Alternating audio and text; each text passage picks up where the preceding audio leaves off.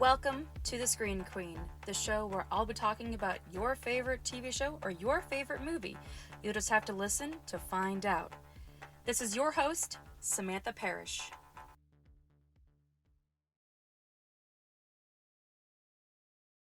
Hello there, and welcome back to the show. As always, I am your lean, mean, movie-talking machine, Samantha Parrish. So, this was a very unexpected bonus to have to Halloween, and, well, I'll take it. Over the Garden Wall is great. I remember when Over the Garden Wall first broadcasted on Cartoon Network back in 2014, and despite me being 19 years old at the time, I still had my love of animations because I still loved anime, so anything that was animation, I'm sold. By the look of it, it definitely seemed like Cartoon Network really brought a curveball. In an era where Adventure Time was the redemption show for Cartoon Network to revitalize everything, you had Over the Garden Wall as like a double feature of having a different type of animation show for children. And with this 10-episode series, it's amazing. I unfortunately did not get the chance to watch it until years later when it finally popped onto a streaming service, and until I could be able to digest something new, it was so worth the watch. But recently, after watching it again in the fall, oh my lord, it really does feel like an aesthetically pleasing fall show. It's like one of those holiday series that you watch to get yourself in the mood for the season, and shit, Over the Garden Wall is like the perfect aesthetic appetizer to get you into the mood. But now I'm seeing Over the Garden Wall pop up on YouTube where people are saying, oh, this is an underrated gem, or how did this fall under the radar? And they're not wrong. I've always known about Over the Garden Wall, but then thinking about the relevancy, it literally came and went. It has the same grand spectrum of the same shows like Adventure Time or Gravity Falls, but somehow it just went completely under the radar so fast and was only carried by people that saw the show when it came out, or they were able to find it. I myself was even kind of surprised that I didn't see too many people cosplay the show at the conventions I went to. Every other place was still including Adventure Time and Gravity Falls, and it is kind of sad considering Over the Garden Wall does bring the kind of maturity for children that Adventure Time and Gravity Falls did, but it also did it a little bit differently too. It has its own unique flavor of storytelling. It has taken almost 10 years for this show to be given its proper flowers, and now I am here to continue on with the praises of the show, Over the Garden Wall. So for those out there that have never heard of this show, that's okay. I got you covered. I'm going to bring a synopsis to you. So you follow two brothers named Wirt and Greg, as they are lost in the woods. You have no idea where they are. They have no idea where they are. But they're both trying to get back home. Wirt he's a realistic kind of guy, almost a skeptical kind of guy, where he looks at his whole surroundings and he's trying to find sense and logic out of an area that doesn't really feel very safe, and is trying to see how he can get his brother home. Greg, on the other hand, Greg's just in it for the adventure. You give him a rock and a frog and he's good. He's got rock logic and a frog that he's trying to name. Having these two brothers, they're very different than the usual brothers that we see in stories in general. They're either two of a kind or they don't get along at all. These two really do feel like genuine brothers. Like genuine siblings that you grew up with or heard stories about your friends' siblings that feels authentic and accurate. Even in a fictional show like Over the Garden Wall. So those little touches that really bring you closer to these characters. Over the course of the show, they end up meeting a bluebird named Beatrice, who can talk. As much as it freaks out Wirt, where he's like, you can talk! And Greg's like, oh wow, she can talk. Beatrice is trying to help them, as she also is trying to find a way to cure her family from a curse. Now, the road that these three characters go on, it's a dark road. This is a show that knew how to go along the cusp of darkness to give children without going too far. This was a wild card that Cartoon Network brought to do something in the same guise of having monsters and otherworldly paranormal creatures like you see in Adventure Time, but not to crap on Adventure Time, I do love that show, but Over the Garden Wall had a little bit more guts and moxie to really throw something scary at an audience. If you're gonna go, you go all the way. They were not afraid to make this an eerie ambiance that made you question what was going to happen to these characters. If you look at Adventure Time, well, you know within the 10 minutes that Jake and Finn are going to be okay. You do get moments where you don't know if Jake and Finn are going to be okay, but it still goes nonetheless. But this is an area that we don't know about quite yet. We don't know what these boys are in for. Even though you only sit with these characters for 10 episodes, with a time span of 12 to 11 minutes each per episode, making it that you can finish this series roughly in an hour and 50 minutes. It's a world that you're never going to forget. There is so much simplicity behind this story, but yet it feels far more advanced than it should be. It's like the same realm of the sequel to Puss in Boots. Like, you weren't expecting the sequel to go into so many deep territories and give us something that will make us want to go back and watch it to see if we missed anything, because it's a world that is so fascinating. With this being a world where it's just the woods, but you don't know what to expect, you go along this journey with them together, and it almost makes you sad knowing that the journey is going to end, that they're going to go home. But at the same time, you're thankful that it's only a short amount of time to appreciate the time that you spent with these characters in this world. You get to know everyone so soon. Everyone is so memorable, even though half of the other characters don't particularly have names. When I went to go back to IMDb and remember what some of the other characters' names were, I was kind of surprised that the simplicity lied with just making their name solely based on what they are or who they are. I mean, I mentioned you have Wirt, Gregory, Beatrice, but then you have a character like the Woodsman, Gregory's frog, the Beast, which is the villain that makes everything full circle in the series. There's Adelaide, Beatrice's mother, Fred the horse, my favorite, the hay wagon driver, Jason Futterberger, Miss Langtree, Auntie Whispers, who is my favorite, Marguerite Gray, and half of the rest of the cast are just additional voices. You have so many people working in this show where you just hear them do different characters, and it still feels like you remember a whole bunch of them, between the pumpkin people and the barge where you had all the animals playing music. It's such a unique series where you can fully get immersed into this world like you would get immersed into Harry Potter. It's not that hard to get to know a world that makes things simple for you to know how everything works. It's great storytelling and it's great writing. And great acting, of course, too, which brings to my next point to talk about the cast, of course. When I first watched this show, I knew from the get-go who some of these voices were. In the first episode, when the boys meet a character named the Woodsman, I am sitting there and I'm like, that's Christopher Lloyd. That is 100% Christopher Lloyd. I wasn't even that known to his filmography until years later, but the man is so iconic with his voice where he goes, Marty, what are you doing? It's just uncanny. And I have to say, as much as I love him in Back to the Future and Who Framed Roger Rabbit, this is the most perfect role I've ever seen him play in his later years, I may add.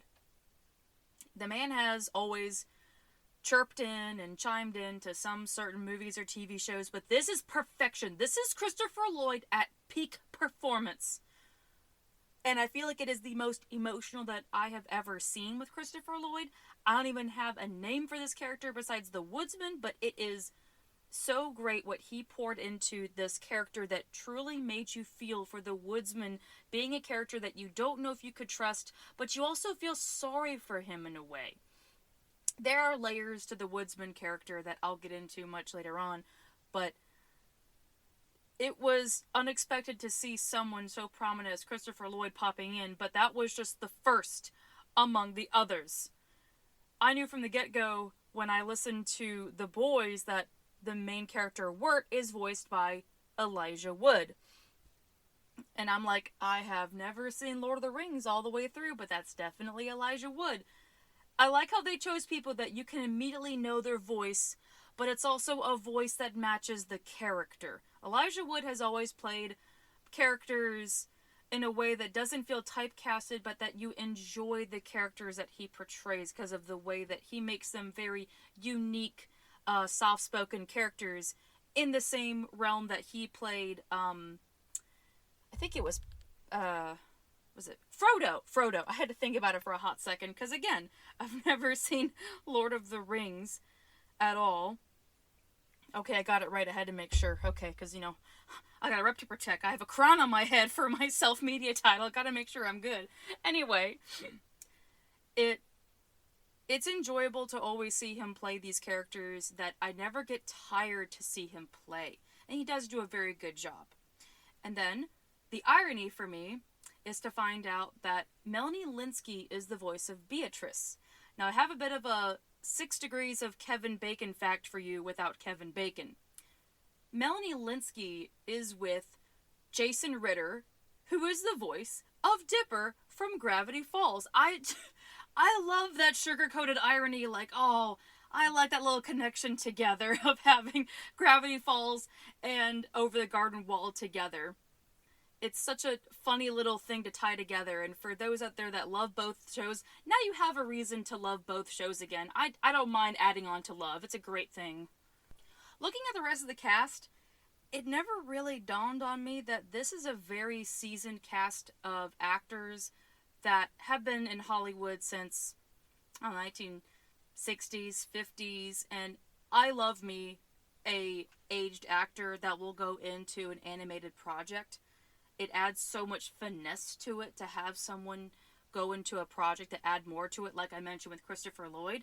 But seeing the rest of it, like, they did their homework very well to get some people that have such a prominent appearance, but it's not that their name that carries the series, it's that they carry the series.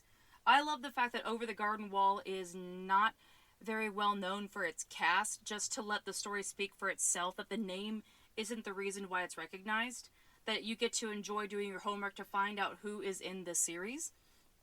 There are other key players like Jack Jones, who is the voice of Gregory's frog, who's been in so many things. He's a very good seasoned singer. And then there's John Cleese, who always pops in certain projects for animation, like Swan Princess, and he was also, Monty Python. I have to mention that. By law, I have to mention that. And honestly, I could go on and on about what his filmography is, but I think I'd run out of time. And then there's Shirley Jones, who is Beatrice's mother, who's also been in the biz for quite some time. And then, last but not least, I have to mention the very villain of the show, Samuel Ramey, who voices the Beast. Now, that one I was curious about. I've always been impressed with how a villain is written and then who can execute the performance of that villain. On top of my head, there are villains I think about, like Scar from The Lion King, even though I will always know that's Jeremy Irons, but the way he brings that maliciousness to Mufasa's brother, it's legendary. And the same thing like other villains like not Frodo, that's Lord of the Rings. Frollo, got my Froze mixed up. Then there's Frollo from Hunchback of Notre Dame. And then getting back into Cartoon Network territory, there's characters like the Lich, voiced by Ron Perlman, the Man Pearl, the best of the best. Well, actually, that is the best way to say it. Ron Perlman brings something so unique to so many villains that I never get tired of it. And I was curious about Samuel Ramey because he's a name that I don't really see a whole lot of, so that was a new thing for me to file away for my filmography knowledge. And I was surprised to find out this was the last performance he ever did. What a hell of a high note to go out on. The guy's still alive. It makes it sound like he's dead, but I was just surprised that this would be the final project. But then again, if you had to do a final project, it should be something that feels above and beyond. And the Beast has now gone down in history as one of the best villains that is in the same range of the other villains we've had over the years, like the Lich, any other Disney villains, Cartoon Network villains, Nickelodeon villains. Like, the Beast just rose himself up, and it's such a simple name, the Beast. It's a very childlike, simple name, yet it will send chills down your spine with how malicious this character is. You have a villain that matches the ambiance and makes us fear for these two boys that are going to end up encountering that thing. From what I understand with the actor behind the Beast, he mostly lives and plays. I'm reading some stuff on the filmography of many of the titles that he's played, and they're very famous titles that he's been a part of, like Don Quixote, Attila. I'm seeing a lot of French stuff on here, like Lord Sidney from, I'm guessing that's El Viajago, Arames. I may have possibly butchered that. I'm so sorry. It's not a language that I'm very familiar with. Amadeus, he was Figaro, which is, oof, that's a hell of a thing. So the man has known his way around the block. But having this being a major acting role that is not really in the usual realm that he plays, that's pretty fucking fantastic. So moving on past the cast, I want to talk about what makes this series a bit of a wild card for the fact that it's hard to characterize this as just a series. Like, there are some people that coin this as a adventure series. There are people that just coin it as like a comedy series.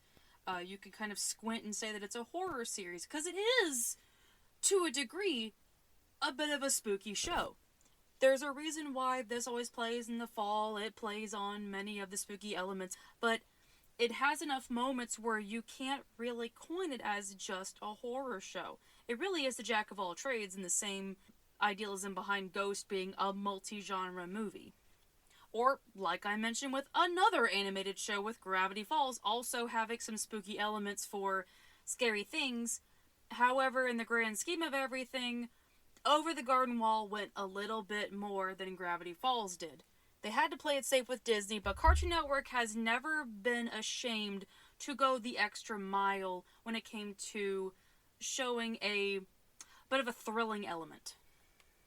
I mean, shit, on top of my head, there's the pumpkin people that are actually just dead people, but they're not bad dead people. They're just chilling out, enjoying, living their best life as pumpkin people.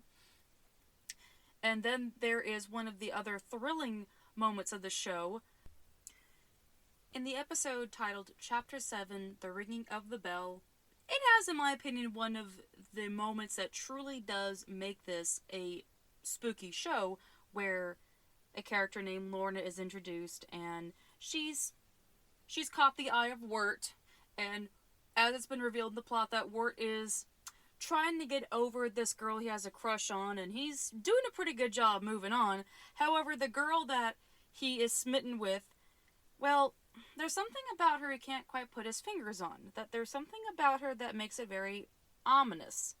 And it doesn't help either that she is forced to do housework by a witch with a magic bell. I'm going to go into spoiler territory if you have never seen Over the Garden Wall, but Lorna is possessed. And the reason why she's there in that place with this witch, who is presumed at first to be the one that is making things worse for Lorna, is inadvertently protecting Lorna. it's an example of great storytellings where you don't know what to predict with this show. With the fact that you can't trust any of these characters in the same guise of not being able to trust any Junji Ito characters, it does a great job to really keep you in the dark as you're going back and forth between the mystery and you're not going to be prepared for what the final outcome is going to be, that it really is nothing what you expect. And in the end of it all, with Lorna getting separated from this evil entity that had grabbed hold of her, Auntie Whispers goes on to say, well, I guess you don't need me anymore now that I know that you're okay. It's like, okay, well, if you loved her so much, then why the fuck you make her do housework? But whatever, we got a happy ending. She's no longer possessed. Auntie Whispers is going to dial it down a couple notches, hopefully. But Auntie Whispers is also voiced by Tim Curry, so that's just beautiful in of itself. I just kind of had to add that because it's Tim Curry. By law, I have to give him his flowers. But with that episode I just mentioned, within the 10 episodes that you are faced with some of these mysterious creatures, whether they are harmless or malevolent, you have time before you build up to the beast. Within the whole 10 episodes, you get the beast sprinkled in as everything progresses towards what's going on in the woods. You have time with the world building and how some things are connected to the beast, some things are not connected to the beast. You just get to enjoy the world that you're going through while you're trying to see what's going to happen to Wirt and Greg in the end. And that brings me to my next point, that we have all of these malevolent, mysterious characters in between working up to the beast. This show really paced itself to save the best for last. We didn't see much of the beast, so that way we could have the intrigue for what Wirt and Greg are going through. We know the beast is right on their tails. And the beast by far, I'm just going to say it, the beast is about malicious as the villain from Coraline. I make the comparison because Coraline comes to mind with having a villain that is going after children and sort of giving these sweet nothings of, oh, you're going to be okay. You can just be one of the trees. And that's terrifying. Where you see something with Coraline where these kids become like button ghosts, and then you see Over the Garden Wall where you have a character that's turning children into trees. That is terrifying. Seeing the process of both of the brothers slowly getting into the clutches of the beast, where you see Wirt is starting to fall into the clutches that because he's asleep during one of the episodes where they're trying to get some rest, and unfortunately that's at a time where they are weak and it's just the perfect time to trap them. And Greg sacrifices himself in placement of Wirt so Wirt can go home. Oh my god, that was sad. That truly made the most out of a series where, again, you're only with them for 10 episodes, but it has you going from pulling the blankets over your head to wondering where the tissue box is, and seeing how Wirt is gonna fight off of a malevolent force to get his brother back. It's underdog gumption that I can get behind. I don't know how in the hell this young child is gonna take on a malevolent forest spirit, but you know he's gonna do it. But that's where the Woodsman comes in. And this is where I make my point. I like the fact that this show did not go into the usual avenue that you see the main character save the day. Everything had to make sense. We were introduced to this world from the Woodsman, who is tied to the beast. The deal with the Woodsman is that he cannot let the lantern go out that has his daughter's soul trapped in there. So you have like this layer, this very intense layer for the fact that everything makes sense with him. He is a terrified parent. He's not just some dude that's going around being cranky and mean. He's terrified. And the fact that he catches on to what happens is one of the best pieces of writing I think I've ever seen, where it's a complete loop-de-loop, where it turns out his daughter's spirit was not in the lantern, but it was the beast's own leftover spirit in that lantern. I may have botched that, but that's the best way I can explain it. And when you see the beast going like, oh, no, don't do it. And the woodsman is like, oh, so you're in here. So you put me in a tailspin. You manipulated me. You made me do things I didn't want to do, only to find out that everything is okay. That's probably one of the greatest and probably scariest examples of manipulation I may have possibly ever seen in an animated series before. Every time I watch this series, I still love the fact that they came full circle, that everything made sense. They didn't just go for usual cliche plot rules to have your main character save the day, but you had a character who was appropriate to the plot line save the day. But speaking more on the role of the woodsman within the series, it's very rare that you have a parental figure come and save the day. We've had parental figures before, but usually they serve the whole show as just the parent.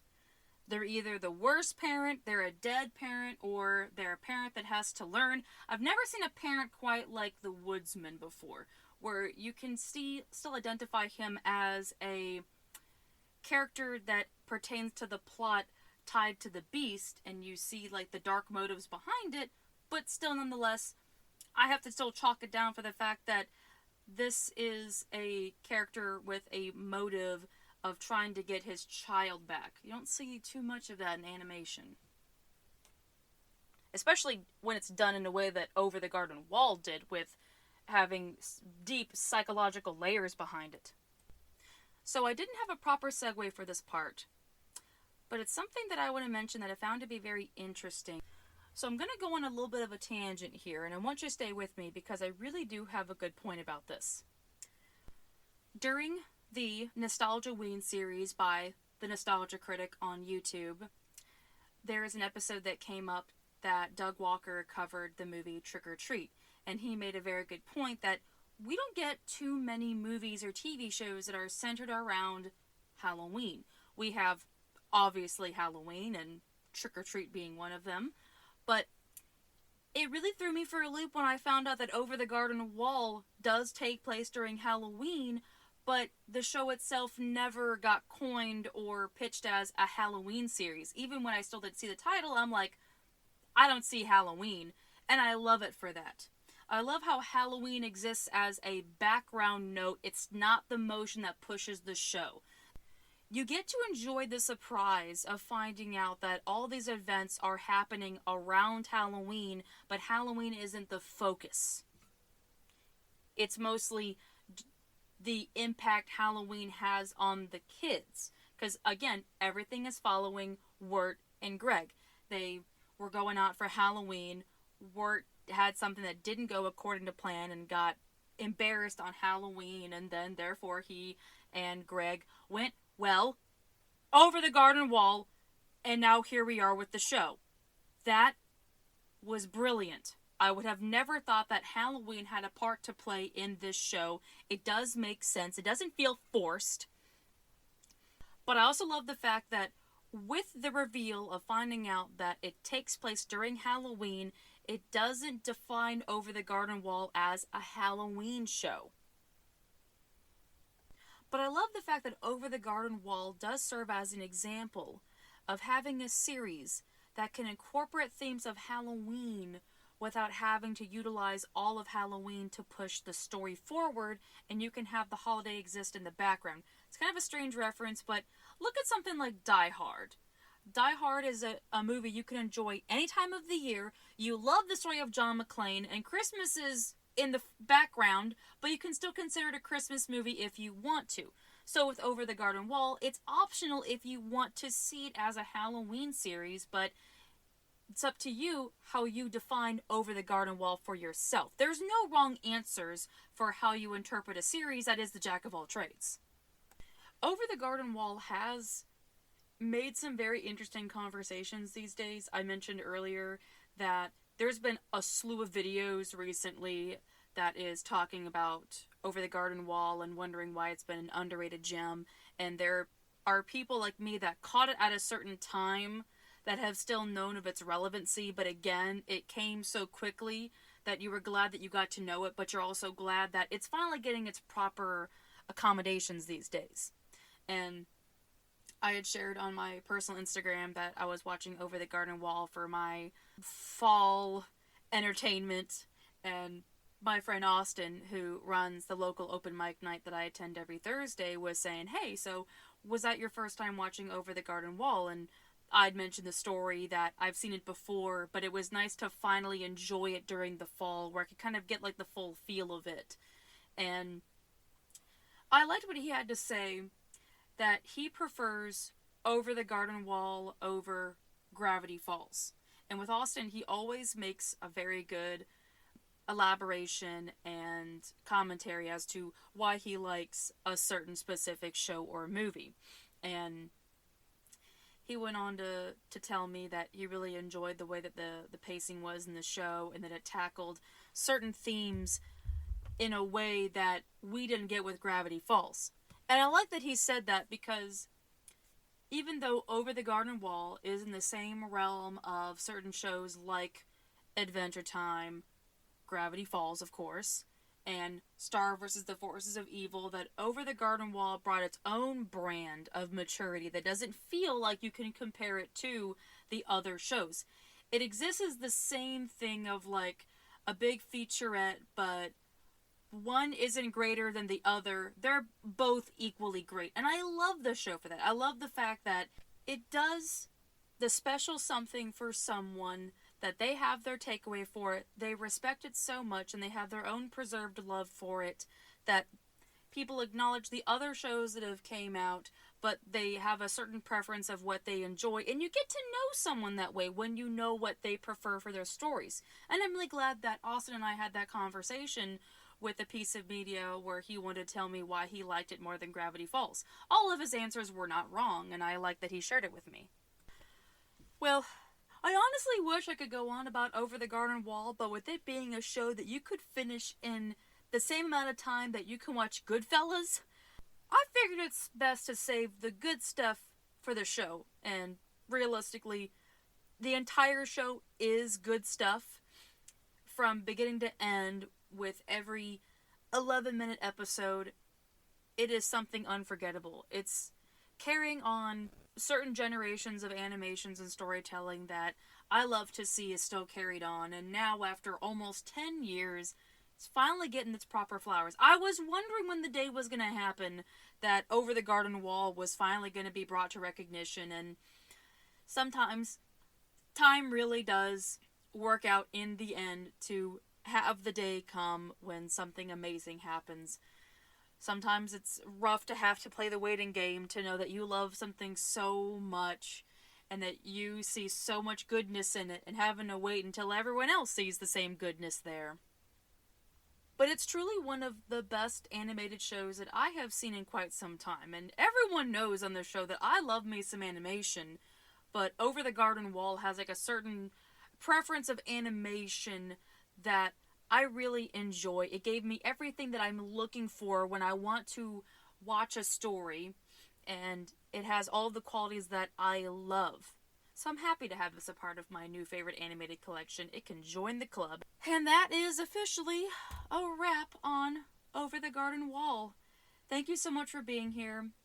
It's been fun to get back into the regular grand scheme of Queen Screen episodes.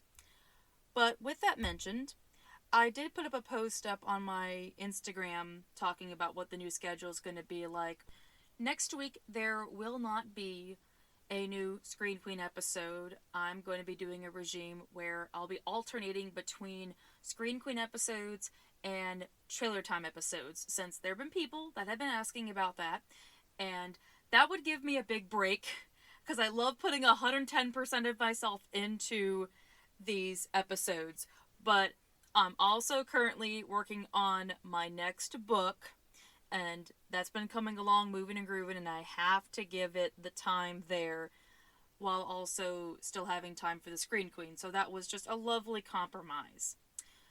But in the next couple of weeks, as you wait for the next episode of the Screen Queen, it is time to find out what you're going to be waiting for. So if you're new here, welcome. This is one hell of an episode you stumbled upon. I have a regime where I have a whole bunch of random movies and TV shows in a box, and I find out what it's going to be, and you also find out. We both get to find out together. It's a wonderful thing we get to share. So here we go. Let me mix this up really good. I'm getting a bigger box at some point. This thing's getting stuffed. Alright, I got one. I don't know what it is, but I got one. It looks like something. Okay, cool. It's been a while since we've had one of those kinds of movies. I'm so down for that. Alright, so the next episode on the Screen Queen is going to be Heartbreak Ridge. That's going to be fun. Alrighty. Well, thank you so much for tuning into this episode of The Screen Queen. If you'd like to catch up with me in between uploads, you can find me on my Instagram at The Queen of the Screen if you want to also talk about how underrated Over the Garden Wall is. And if you want to see the funny movie-related content that I put up, you can find me on my TikTok at The Mystical Space Witch. And if you're interested in the books that I write, you can find them in the description box. Alrighty. You all take care now. Don't forget to name your frog. It's okay if you have to name him Wirt Jr. or Greg Jr. You all take care and stay amazing. This is your Screen Queen, signing off. Bye-bye!